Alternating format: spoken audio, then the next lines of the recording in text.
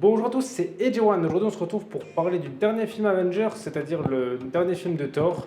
Donc, dans cette vidéo, comme dans mes précédentes vidéos sur les critiques de films, les seuls spoils que je vais vous faire, ça va être ceux qu'on voit dans la bande-annonce. Donc, c'est-à-dire que tout ce qu'il y a dans la bande-annonce, c'est les seules choses que je vais parler. Voilà, sinon, tout le reste de l'histoire, je vous en parlerai pas. Comme ça, au moins, quand vous allez regarder le film, vous aurez toujours les mêmes surprises que le film avait prévu. Donc, contrairement à Doctor Strange, là, cette fois-ci, cette bande-annonce, elle spoil carrément l'histoire. Parce que quand on regarde la bande-annonce de Doctor Strange, on n'aurait jamais cru que Wanda, ce serait l'ennemi.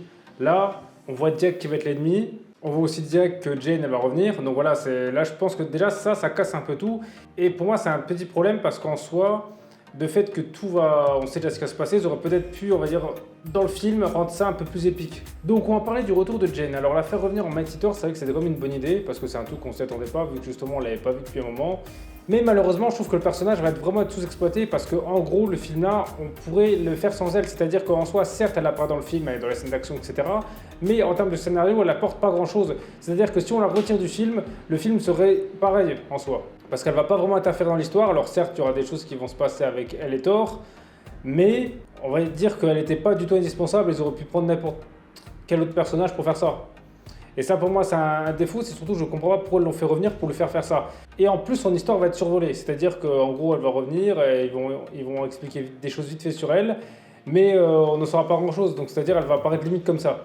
Et ça, je trouve ça un peu dommage que, en soi, niveau scénario, ils auraient pu peut-être un peu plus travailler ça. Mais ça va être le même problème qu'on va avoir avec le méchant Gore. C'est-à-dire que son histoire, elle va vraiment être balayée. Donc, on va même pas le voir tant que ça en fait dans le film et on saura pas grand chose sur lui et je trouve ça un peu dommage.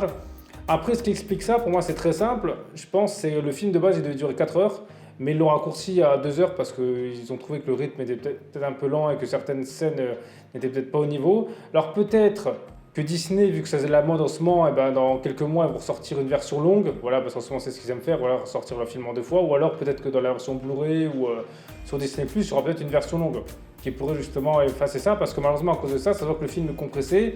Et c'est dommage qu'ils approfondissent pas assez justement les personnages. Surtout, ils auraient pu faire Jane et un peu plus le méchant, parce que c'est vrai que on voit son retour, on sait pas trop ce qu'elle a fait justement pendant ces années. Et le méchant, pour moi, il avait énormément de potentiel, et ben non, il est un peu gâché à cause de ça. Parce que quand on le voit justement dans la bande-annonce, on pourrait croire quand il appelle justement le tueur des dieux, pour moi, il aurait dû même être plus fort que Thanos. Voilà, il aurait peut-être créer quelque chose de plus avec lui. Et malheureusement, non, justement, ça va être survolé, on va pas le voir assez. Et je trouve ça dommage, c'est vraiment un méchant qui avait beaucoup de potentiel parce que justement, il avait un look et une ambiance qui changeait un peu des films Marvel. Voilà, bon, c'est vrai qu'il ressemblait un peu à Voldemort, mais bon, il y avait moyen de faire quelque chose avec lui. Et je trouve que le méchant là, vraiment, là, je pense que ça va être l'un des plus gros, à mon avis, gâchis de Marvel en termes de potentiel. Parce qu'il y avait vraiment moyen de tenir quelque chose. Je pense qu'il faisait même plus, on va dire. Plus peur ou plus imposer plus limite que Thanos. Parce qu'il avait justement ce côté démoniaque en plus que les autres n'avaient peut-être pas. Ensuite, pour moi, il y a un autre petit problème en fait, c'est avec Thor. C'est-à-dire que Thor, il est super puissant. Donc, c'est-à-dire que Thor, c'est le plus puissant des Avengers, surtout quand il a sa hache, le Stormbreaker, et on a l'impression justement qu'avec sa hache, il peut tuer n'importe qui, comme par exemple dans Avengers Infinity War et Endgame. Honnêtement, c'est lui qui fait tout. Quand il récupère sa hache, il a deux doigts de tuer Thanos à lui tout seul, alors que les autres n'y arrivent pas. Mais le problème de ça, c'est-à-dire que tous ces combats en fait avec Thor, ils sont vite expédiés, c'est-à-dire qu'il bat n'importe qui. Et ça dure pas longtemps parce que c'est vrai qu'il est surpuissant. Ou alors, ce qu'ils font les réalisateurs, c'est que ils lui réduisent ses pouvoirs, c'est-à-dire ils lui enlèvent des trucs ou ils lui réduisent ça justement pour on va dire, donner une chance à ses adversaires. Et moi, je trouve que c'est dommage justement qu'ils mettent pas des adversaires plus forts. Justement, comme ça, on aurait des combats épiques au lieu justement de soit les combats sont vite expédiés, soit c'est Thor qui est moins fort et dès qu'il revient normal, et ben, il expose tout le monde. Et ça, je trouve que c'est un truc que les réalisateurs devraient peut-être justement changer un peu parce que ce serait bien voilà, de voir des super combats avec Thor. Là, on va dire dans ce film, c'est ce qui manque un peu et je pensais justement que ça allait être différent parce que quand on voit un peu comme la tournure a pris des autres Marvel, on voit par exemple dans Doctor Strange, il a vraiment galéré comme à affronter ses ennemis. Et là, lui, honnêtement, il survole tout le monde. Après, c'est quand même une bonne chose justement qu'il y ait un Avengers qui soit super fort, ça change un peu des autres films, mais à cause de ça, ça décrédibilise un peu les méchants. Donc je pense qu'il faudrait qu'ils essaient de trouver le juste équilibre.